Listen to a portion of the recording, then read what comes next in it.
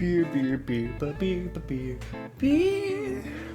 Hello everybody, welcome back to me, Mate Brewski, for beer review number 113. And today I have a beer for you from Oast Brewing Company. It is their Pitchfork Porter, coming in at 5.3% and 20 IBUs. So, this is what the can looks like. Very dark black sort of look of the can. Pitchfork and a big thing of hay there. Very nice looking, very farm type looking. You know, something you'd find on a farm. Well, you usually find a pitchfork on a farm and some hay. So let's crack this open and get right into it. Boom. And today we have a matchy glass. Pouring it into our Oast House, my Oast House. It's chalice style glass, what I like to call it. So we're gonna pour about half in, just so I can enjoy some after. There we go. See how that turns out. Look at that beer. Big, huge mocha looking head on there. Very, very, very foamy looking. And for the look of it, it's a very dark brown. I wouldn't call it a black, but I would call it a deep brown, almost to the blackness point, but looks very, very nice. You can see a little bit of lighter brown down in the little bottom, closer to the stem kind of thing. You can see a little bit of carbonation coming through there, which is interesting to see how the glass sort of lets the color lighten up a little bit, so you can see some carbonation coming through. Very, very nice to see. All right, let's stick my nose in here and see what kind of aromas we got. Chocolate, molasses, coffee, much more coffee forward than chocolate. A little bit of a hint of a dark chocolate, roasted malts as well. A little bit of brown sugar, maybe some like a deeper toffee or something like that coming through indeed. But yeah, chocolate, molasses, coffee for sure. Dark chocolate, molasses, coffee, brown sugar, a little bit of toffee, and those beautiful roasted malts. With that said, let's dive right into this and then we'll cheers.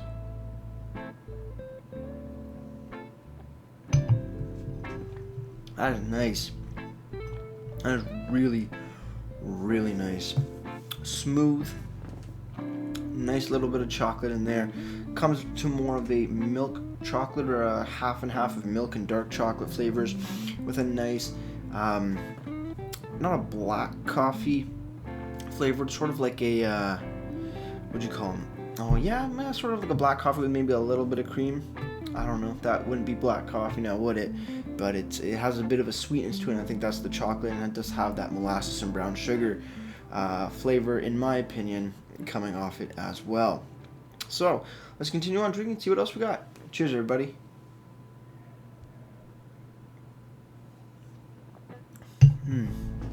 Wow. It's super smooth, very velvety, very creamy in the mouth. Not too heavy, doesn't sit heavy in the stomach either, which is very nice.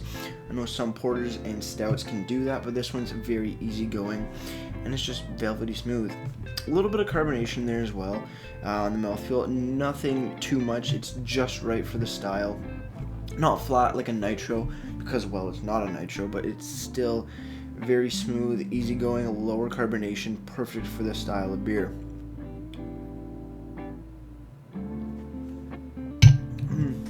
Let's take a look on the can and see what they have to say about this beer. Pitchfork Porter by Oast Brewing Company. They are found in Niagara, close to Niagara Falls. And they say, the pitchfork symbolizes the hard work and grit required along the way while following your passion. This true to style, working folks porter is a nod to overcoming all those long days in the field. So hey, next time you beat the grind, toast her with an Oast. Our porter is traditional, dry English style porter with an array of roasty and earthy flavors. Coffee, dark chocolate, raw cacao beans, and toasted nut. Rich and malty with a medium-bodied mouthfeel. Hey, we're a proud member of the Ontario Craft Brewing Association. Craft Brewers, sorry. No additives, no preservatives, and no pasteurization. Other than that, let's look for a brewed on day. Very nice description, I gotta say, first of all. Really like to see good descriptions about the beer, especially beers that you can't find in the LCBO sometimes. I don't think you can find this in the LCBO or many LCBOs in my opinion, or from my knowledge. But let's look for a brewed on date here. I do see some sort of, oh yes, there is a brewed on date, 17/11/2017. So, it was brewed in middle of November, so still not super fresh, but still very, very enjoyable and still quite fresh for the style in my opinion. That is a damn nice beer. Real tasty. That mouthfeel with the sweetness of it just flows absolutely beautifully. Looking over now on the website, which is oasthousebrewers.com. You can find Pitchfork Porter there on their long list of beers. They don't carry every beer in their brewery, but they do have a fair bit. I was down there not too long ago with the Albino Rhino and Redbeard, and we visited Oast House, and I got a huge tasting flight. It was like 8 beers or something like that. It was quite amazing, quite a nice brewery. It is shaped in the style of sort of like a barn, which is pretty cool. And they also have a nice ping pong table that people can enjoy and play with while they're having some beer. So it's perfect. Now, I got a little sidetracked there, but looking at the website here, Pitchfork Porter, they do give the same description as they have on the can. Do list ABV, IBU, the size, how it comes, and that's about it. No food pairings, no list of what malts or hops that they use in the beer.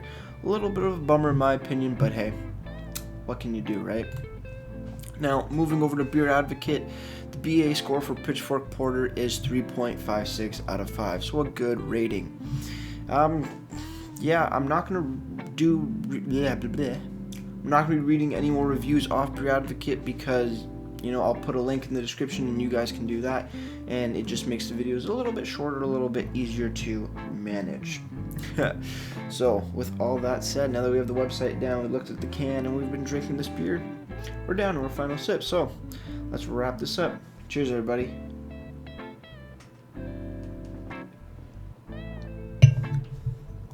Just absolutely beautiful. This beer has, I think, all the great characteristics in a porter that you'd like. Coffee forward, chocolate backbone, or not chocolate back, chocolate flavors, roasted malts, and nice molasses. The bit of brown sugar that I'm getting. I'm not getting the nuts like they said, but then I always say everybody's palate is different, so people get different flavors. That's just a thing about people, I guess. But yeah, great mouthfeel, not too carbonated, just enough for the style. Velvety smooth, flavors are great. The beer looks really good, being a very deep brown color. Nice mocha head on there as well. So, for the beer, out of 10, I gotta give this beer, I gotta give it a solid 8.5 out of 10. They did a phenomenal job. Oast House, you make some damn good beers, and I need to go back and pick up some more of this Pitchfork Porter. It is quite a treat to get indeed. Moving over to presentation now, I think their cans are amazing. The font is raised a little, which is really nice, adds that little bit of texture to the can. Good big description. ABVs are listed. I don't think IBUs are listed here, sadly, but they do have a brewed on date, which is perfect in my opinion. Also, website looks very nice. I do wish that they gave maybe a food pairing or like what kind of hops and malts that they used in their beer, but hopefully they can do that in the future. But overall, very nice looking website.